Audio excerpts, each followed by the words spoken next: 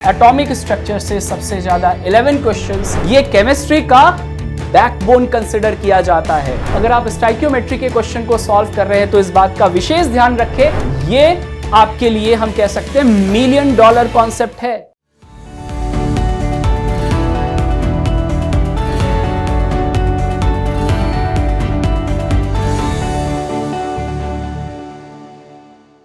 Dear students, NEET is just around the corner and it's never too late to start heading in the right direction.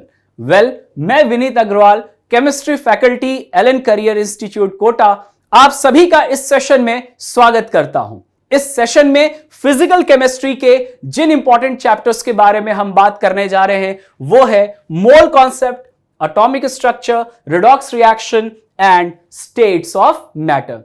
तो सबसे पहले हम ये जान लेते हैं कि लास्ट 6 इयर्स में जो नीट के 9 पेपर्स हुए हैं उनमें इन चैप्टर से कितने क्वेश्चंस पूछे गए हैं। मोल कॉन्सेप्ट से 8, एटॉमिक स्ट्रक्चर से 11, रिडॉक्स रिएक्शन से 4 एंड स्टेट्स ऑफ मैटर से 10 क्वेश्चंस पूछे जा चुके हैं। और इनमें भी अगर हम कंपैरेटिव स्टडी करें तो हम ये पाएंगे कि एटॉमिक स्ट्रक्चर से सबसे ज्यादा 11 क्वेश्चंस लास्ट 6 इयर्स में पूछे गए हैं। चलिए अब एक एक करके इनका डिटेल्ड एनालिसिस हम करते हैं। सबसे पहले हम बात करेंगे मोल कॉन्सेप्ट की। मोल कॉन्सेप्ट, जिसे हम some basic concepts of chemistry भी बोलते हैं, यह केमिस्ट्री का बैकबोन कंसिडर किया जाता है। और इस चैप्टर में जो रेलेवेंट टॉपिक्स हैं वो हैं calculation of number of moles, जिसमें डायरेक्ट फॉर्मूला बेस्ड क्वेश्चंस हमसे पूछे जाते हैं। स्टाइकियोमेट्री, बच्चों स्टाइकियोमेट्री की जब आप प्रिपरेशन करें तो ध्यान रखेंगे इनऑर्गेनिक केमिस्ट्री और ऑर्गेनिक केमिस्ट्री के कुछ इंपॉर्टेंट रिएक्शंस जो आप पढ़ रखे हैं वो आपके काम आते हैं। और इसमें परसेंटेज यील्ड और परसेंटेज प्योरिटी के बारे में आप जरूर पढ़ के जाएं। इसके साथ ही लिमिटिंग रिएजेंट और इंपीरिकल एंड मॉलिक्यूलर फॉर्मूला भी काफी ज्यादा इंपॉर्टेंट है। अब हम इन टॉपिक्स में जो कि मोल कॉन्सेप्ट में हम कवर करते हैं, इनमें ट्रैप्स क्या है इसके बारे में भी बात कर लेते हैं। यानी सिली मिस्टेक्स जो हम कमिट करते हैं, जो हम कमिट करके अपने मार्क्स को गवा देते हैं, उसे कैसे अवॉइड करना है उसके बारे में हम बात करने जा रहे हैं। तो सबसे पहले कैलकुलेशन। बच्चों कैलकुलेशन नीड्स पेशेंस। कैलकुलेशन करते वक्त आपको पेशेंस से काम लेना चाहिए। हो सकता है कैलकुलेशन लेंदी हो, लेकिन आपको उसे फाइनल आंसर तक ले जाना चाहिए। ऑलराइट, इसके बाद नेक्स्ट अगर हम बात करें, reaction must be balanced for stoichiometry. अगर आप स्टाइकियोमेट्री के क्वेश्चन को सॉल्व कर रहे हैं तो इस बात का विशेष ध्यान रखें कि the reaction must be balanced. Next, language of the question. Question के लैंग्वेज को आप बहुत ध्यान से पढ़िए। अगर क्वेश्चन में ग्राम एटम, ग्राम मॉलिक्यूल या ग्राम आयन लिखा हुआ आपको मिले तो आप ध्यान रखिएगा ये टर्म्स जो आपके सामने लिखे जा रहे हैं ये किसको डिनोट करते हैं? ये डिनोट करते हैं बच्चों मोल को।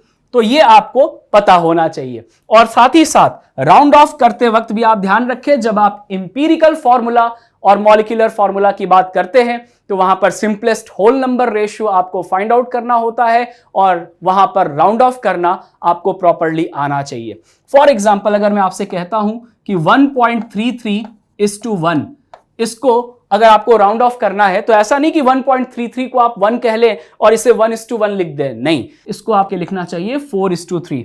अगर आप 1.33 को 3 से मल्टीप्लाई करें तो 4 और 1 को 3 से मल्टीप्लाई करें तो 3 आएगा। और इस तरह से जो रिजल्ट आएगा सिंपलेस्ट होल नंबर रेशियो के लिए वो आएगा 4:3।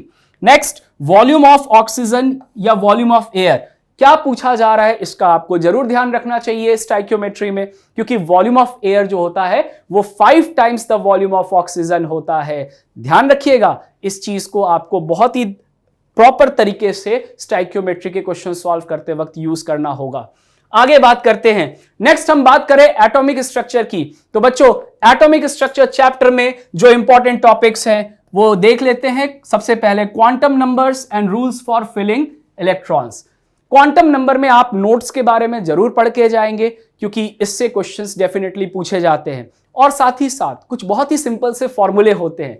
For example orbital angular momentum, magnetic moment, इनके बारे में भी आपको पता होना चाहिए। Next, wave mechanical model. Wave mechanical model में डी ब्रॉगली कॉन्सेप्ट और हाइजेनबर्ग्स अनसर्टेनिटी प्रिंसिपल, ये आपको अच्छे से प्रिपेयर करके जाना चाहिए। बोर्स एटॉमिक मॉडल की बात करें तो बोर्स एटॉमिक मॉडल में रेडियस कैसे कैलकुलेट किया जाता है, ऑर्बिट का velocity, energy, time period and frequency जो है इलेक्ट्रॉन के लिए, वो आपको कैलकुलेट करने आना चाहिए। उसके फॉर्मूले आपके फिंगर टिप्स पे होने चाहिए। और नेक्स्ट आता है जो इंपॉर्टेंट टॉपिक के लिस्ट में, वो है प्लैंक्स क्वांटम थ्योरी। इसे भी आप पढ़ के जाएंगे और अच्छे से प्रिपेयर करके जाएंगे। हाइड्रोजन स्पेक्ट्रम और रिडबर्ग फॉर्मूले को भी आपको नहीं भूलना है, क्योंकि ये भी काफी इंपॉर्टेंट टॉपिक माना जाता है एटॉमिक स्ट्रक्चर चैप्टर के अंदर।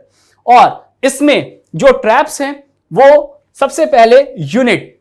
आप ये जरूर देखें कि क्वेश्चन में जो गिवन डेटा है वो किस यूनिट में है और ऑप्शन किस यूनिट में है, दोनों को कोरिलेट कीजिए। क्या ऑप्शन में जो दिया गया है वो गिवन डेटा के साथ मैच कर रहा है, नहीं तो अकॉर्डिंगली कन्वर्ट करने आपको आना चाहिए। तो यूनिट का ध्यान आप जरूर रखेंगे। साथ ही साथ क्वेश्चन में जो लैंग्वेज यूज किया जा रहा है उसको आप बहुत ध्यान से पढ़ें। Which of the following is correct या which of the following is not correct, क्या पूछा जा रहा है, इसे ध्यान से जरूर आपको देखना चाहिए। तो लैंग्वेज का आप ध्यान रखें कि correct, not correct, true, not true, क्या क्वेश्चन में मुझसे पूछा जा रहा है। नेक्स्ट, एक ऐसा पॉइंट जिस पे अक्सर बच्चे गलती कर देते हैं, देखिए जरा एक एग्जांपल लेता हूं। अ 3D orbital can accommodate maximum 10 electron, ये ट्रू है या फॉल्स, सोचिए। तो बच्चों यहां पर देखिए, ये एक वर्ड गेम चेंजर है।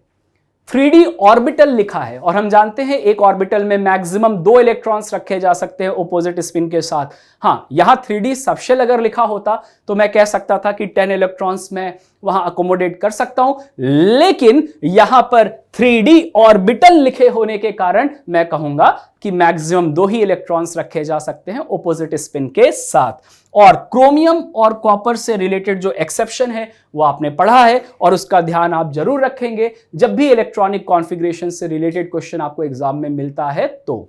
और सबसे इंपॉर्टेंट, जब आप हाइजेनबर्ग्स अनसर्टेनिटी प्रिंसिपल के न्यूमेरिकल को सॉल्व करते हो तो अक्सर h/4 आप एग्जाम में कैलकुलेट करने में अपना समय गवा देते हो। उसकी जगह मैं आपको सजेस्ट करूंगा कि ये वैल्यू h/4 की आप पहले से ही याद रखें, जो कि 5.27 इंटू 10⁻⁻35 जूल सेकंड होता है। नेक्स्ट, अगर रिडॉक्स रिएक्शन को हम कंसिडर करें तो रिडॉक्स रिएक्शन के इंपॉर्टेंट टॉपिक्स है calculation of oxidation number.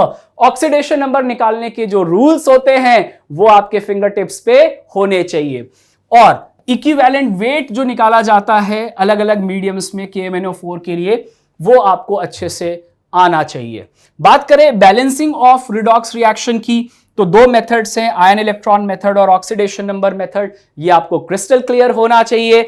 Ion electron method का दूसरा नाम हाफ रिएक्शन मेथड भी होता है। ये दोनों ही मेथड्स आपको अच्छे से आने चाहिए।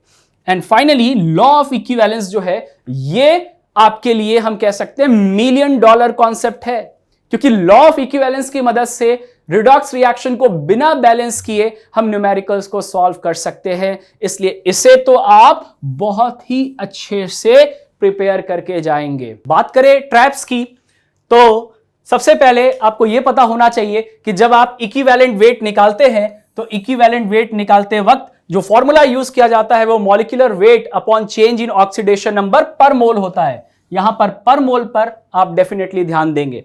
साथ ही साथ जब आप बैलेंसिंग करते हैं रिडॉक्स रिएक्शन की तो बहुत ही केयरफुली करेंगे और उसे लास्ट में क्रॉस चेक भी खुद से कर सकते हैं। बच्चों, जब आप सपोज कीजिए ऑक्सीडेशन नंबर मेथड यूज करते हैं तो लास्ट में दोनों साइड इक्वेशन के अगर चार्ज बैलेंस्ड है, इसका मतलब जो बैलेंसिंग आपने किया वो बिल्कुल करेक्ट है।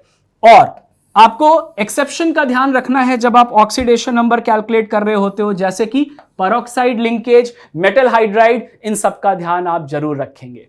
नेक्स्ट हम बात करें चैप्टर की, वो है states of matter. States of matter में वैसे तो फिजिक्स में आप ज्यादातर पार्ट जो इसके हैं वो कवर कर लेते हो अच्छे से, और केमिस्ट्री में पर्टिकुलरली जिस पर हमें इंफसाइज करना चाहिए बिहेवियर ऑफ गैसेस में, वो क्या है मैं आपको बताता हूं। आपको गैस लॉज अच्छे से पढ़ना चाहिए, जिसमें Boyle's law, Charles law, Gay Lussac's law और एवोगैड्रो लॉ आपको क्रिस्टल क्लियर होना चाहिए। आइडियल गैस इक्वेशन आप अच्छे से पढ़ के जाएंगे।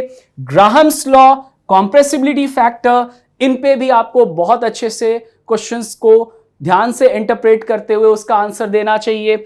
Von der Waals equation, very important. Van der Waals equation में ध्यान रखिएगा significance and unit of a and b, ये बहुत ही ज्यादा इंपॉर्टेंट है और इसे आप काफी अच्छे से प्रिपेयर करेंगे। क्रिटिकल टेम्परेचर, क्रिटिकल प्रेशर और क्रिटिकल वॉल्यूम किसे कहते हैं ये आप जान लें, और बॉयल्स टेम्परेचर तो आप अच्छे से पढ़ के जाएंगे ही जाएंगे।